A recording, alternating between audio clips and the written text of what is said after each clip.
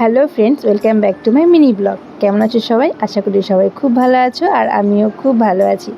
আজকে চলে এসেছি একটা ছাদ বাগানের ভিডিও নিয়ে। ভিডিওটা হয়তো অনেক দিন আগের, কিন্তু এখন আমি এডিট করছি। আর দেখতে পাচ্ছ ভিন্ডি গাছগুলো কেটে দিচ্ছি, কারণ আমি ভিন্ডি গাছগুলোর নিচে কলম লাগিয়েছিলাম জবা ফুল গাছের।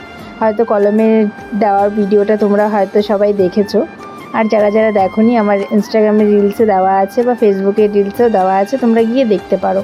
তো সেই গাছগুলো এখন অনেকটা বড় হয়ে গেছে আর ওদের যত্ন করার সময় চলে এসেছে, তাই জন্য আমার একটু কষ্ট হলেও ভিন্ডি গাছগুলো কেটে ফেলতে হয়েছে, কারণ অনেক ফুল ছিল তার মধ্যে।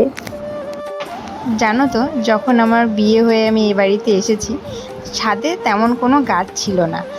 আর আমার বাপের বাড়িতে যেহেতু অনেক ফুল গাছ, আর পুজো দিতে গেলে ওখানে কোনো প্রবলেম হতো না, অনেক ফুল আমি সবসময় পেয়ে যেতাম। কিন্তু এখানে এসে আমার এই প্রবলেমটা হয়েছে কি, সবসময় ফুল পাওয়া যেত না, আর ফুল ছাড়া পুজো দিতে আমার ভালো লাগে না। তো তাই জন্য আমি বাড়ি থেকে কলম বসিয়ে আমি সব গাছ লাগিয়েছি। একটা গাছে তো অনেক ফুল ধরে, কারণ এটা অনেক আগে আমি লাগিয়েছি, আর বাদবাকি গাছগুলো আমি কিছুদিন আগেই নিয়ে এসেছি বাড়ি থেকে। আর এখন অনেকটা বড় হয়ে গেছে, আশা করি 3-4 মাস পরে ফুলও দিবে। তো আমি সেই ভিডিওটাও তোমাদের সাথে শেয়ার করবো। আর দেখতে পাচ্ছ গাছটা এখন সত্যি অনেক বড় হয়ে গেছে, আর কিছু কিছু গাছে ফুলও ফুটছে, যেহেতু আমি কলম দিয়েছিলাম।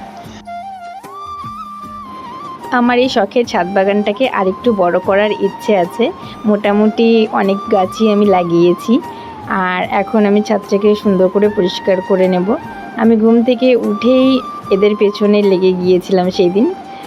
আর আমার এই ভিডিওটা তোমাদের কেমন লাগলো অবশ্যই কমেন্ট করে জানিও। আবার যদি কোনো নতুন গাছ লাগাই সেটাও তোমাদের সাথে আমি শেয়ার করব। ভিডিওটা ভালো লাগলে অবশ্যই একটু লাইক করে দিও। ভিডিওটা এই পর্যন্তই। টাটা সবাইকে।